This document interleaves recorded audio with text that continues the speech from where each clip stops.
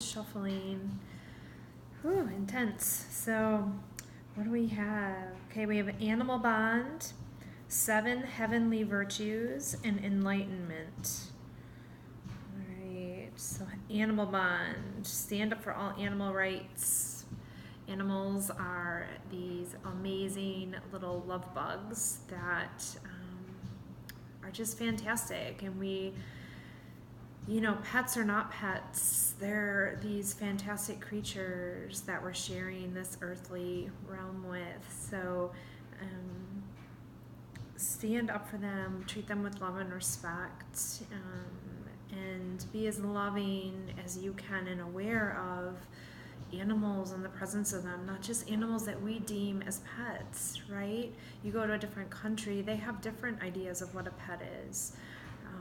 So really expand your horizon and your eyes and your heart to all living beings, right? All living beings, and bring in a love and appreciation for all the little the little beings that surround us. They're really pretty fantastic when you tune into them and listen to them and play with them and watch them. We can learn a lot from them. So take that, tune into all of them, and then allow maybe your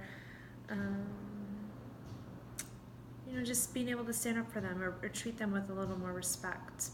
Okay? Fun. And enjoy what they're teaching us, because they're always teaching us something. And then we have 7 heavenly virtues, keys to goodness. So just tuning into the ultimate goodness in your heart, and the virtues that come with that, the things that connect you to the goodness in your heart, and realize that when we're talking about the goodness in your heart, it's way deeper than being nice to other people. I mean, that's great, and that's what we hope to be, right? Nice to each other, nice to the animals, nice to each other humans. Some people, it's easier for them to be nice to animals than it is to be to other humans. And it's just really, it's deeper than being a nice person to other people. It really kind of tunes us into the kindness in our heart towards ourselves. If you are always having hateful verbiage in your internal world towards you, there's no way that you can be loving and a good person to other people. Maybe you can to an extent, but there's always going to be some kind of judgment or critiquing. And I'm hearing the word compromise, and a lot of us feel like, oh, if I'm a good person, I compromise. And just take that word this week, because I'm hearing it. Just take that word this week, and what does that mean to you? Because I think we have a different spin on it as we were taught, right? We were taught you need to compromise. Well, maybe look at it from a different point of view. When we compromise, we are, especially at the expense of ourselves and what is true to us, that leaves a bad taste. And there's an ulterior motive normally for compromising, either to gain power or maybe it's to people please, but there's an ulterior motive. And compromising normally just kind of keeps us stuck if you really feel into it. So play with that this week. What are you compromising at the expense of you and what your desires are, the things that are allowing you to move forward and connect to Source, your divinity, your connection, and why you are truly here to really allow yourself to step out and shine. You're not here to compromise yourself in order to make other people happy. That does nobody any good. You're not here to compromise yourself for anybody else. And that is going to be something for you to play with. It's personal to everybody and how that feels and works in your world, because you're going to have voices that fight you otherwise. But if you get still with those voices, you might find that those voices are basically trying to keep you stuck and stagnant and locked in an untruth or a grunty or a blockage for you. It's keeping you stagnant, and that's fine. It's totally fine. But just notice what it truly is versus you feeling like you're being a good person and the stories you're telling yourself regarding that. You are a good person if you compromise or if you don't compromise. You are here to be you. You are here to be free. You are here to move from a place that feels good to you, not move from a place that feels good for everybody else. You are compromising your divinity. You are compromising your power. You are compromising your essence. That is not why you're here. You are here to embrace your essence. You are here to move into that truth, to allow yourself to expand. All the external things telling you otherwise are lies, and they're meant to keep you stuck. They're egoic. They're fear-based. If you truly get still with them, at least that's been what I'm hearing and what I've been taught and feel and know in my insides. So play with that. Get still. Just notice it for you. I'm sure you'll have battling voices. I'm sure you will, of course.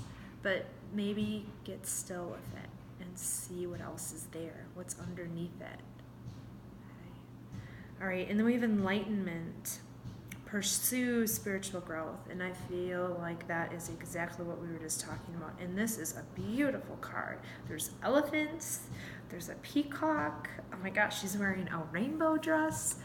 Really, really fantastic. But it's saying enlightenment. Pursue, seek spiritual growth. And I believe we had that last week in some form. Seek your divinity. Seek it. And what that means to you is going to be totally different than everyone else in your life. Even if you're on similar paths as other people, it's still going to be different for you. Because that's just how things are. And as humans, we want to have everyone be on the same page and agree, and that normally is because we don't fully believe, or there's fear, and we need the groups of people to be on the same page as us to enhance and validate our beliefs. When you truly believe, you don't need that. You just know. You just have it. You just connect with it. So keep seeking that. Keep seeking. It's a constant, it's an evolution, and it never ends, right? And how can you daily seek your spiritual growth? What does that mean for you? How can you seek your spiritual growth each and every day? How can you go within? How can you tap into your divinity, your spiritual self, that little magical space in you that is your truth, that is your essence? And remember, nothing is worth compromising that. Okay? And I know that you're fighting that. I can hear it. I can hear it. I know the stories are there. Well, I have this obligation. Well, I'm a mother, I'm a father, I'm a husband, I'm a wife, I'm an executive, I have these responsibilities. I mean, you can fill in the blank. None of it truly matters. It does, but it doesn't. It does matter. I'm not saying it doesn't matter, because it does. But on one level, it really doesn't. And what really does matter is you stopping compromising who you truly are, your true essence. All those things will still be there. They'll be even better. They will be even better. You'll be a better father. You'll be a better mother. You'll be a better executive. But it's the fear that keeps us locked and stuck and stagnant, the compromise that's keeping you stagnant in something that isn't true because of the fear of truly letting go and stopping compromising your true essence. What's best for you? I know there's lots of fear around it, but play with it. Why not? What else you got to do? You won't lose everything. I know that's what those voices, are so many voices that fight, right? You can gently play with it, right? But just play with it. Get still. See what truths you come up with, or what lies you come up with, or what discomfort comes up and floats up to the surface, and just watch it and get curious about it. Okay? All right. We have the animal bond, connecting with the animals. Yay. Love the animals. And then, compromise, keep that word, and just play with it, meditate on it, see what it means for you. And then we have enlightenment, pursue spiritual growth, connect with that goodness in your heart, your true essence. Okay. All right, let's pull a card from the 5th agreement.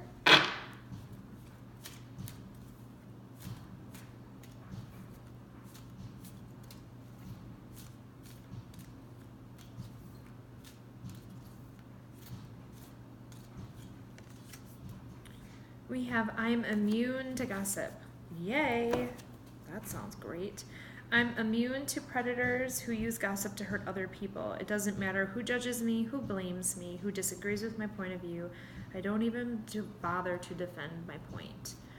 That's a blissful place to be, when you truly don't care about other people's gossip. And that's a hard place to be, because we've spent our life trying to, again, people please and make sure people like us, and being successful and being liked, and we don't want other people talking about us. But what a practice to get immune to that. Who cares? It has nothing to do with you. It has nothing to do with who you truly are. It has everything to do with the people that are gossiping. That is their own stuff, their own discomfort, their own judgment, their own pain bodies, their own points of view. It has nothing to do with your truth. It has nothing to do with how amazing you are. It has nothing to do with you at all. Not even a little bit, even if they think it does. And when it still bothers us, it's because we don't fully love and believe in ourselves. So that's why we're doing this work. That's why we are connecting to our essence, finding that belief in ourselves and connection to who we truly are. If we spend our lives spinning around trying to make everyone okay, compromising for them, you're not truly who you are. And you're going to be ping-ponged around. Your emotions are going to be ping-ponged around based off how other people view you, and it doesn't matter. What matters is how you view you, how you feel about you. And so, yes, we are going to be immune to gossip this week. It doesn't matter who blames you, who judges you, who critiques you. It really doesn't matter. So, maybe have that be a mantra that repeats for you, right? I am immune to people who use gossip to hurt other people. Okay. All right. And then let's pull a card from the crystal deck.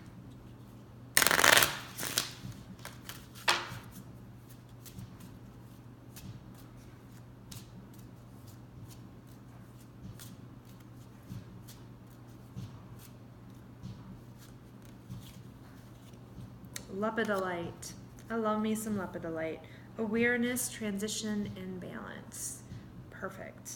So it's helping with the awareness. We're transitioning, we're shifting, and this crystal brings a lot of balance. So as things are shifting and you are playing with some of these things that might shake you up a little bit, it brings a little emotional balance and inner peace. So it helps bring emotional balance and inner peace. Lepidolite, if you'd like to play with that, or some people call it Lepidolite. All right.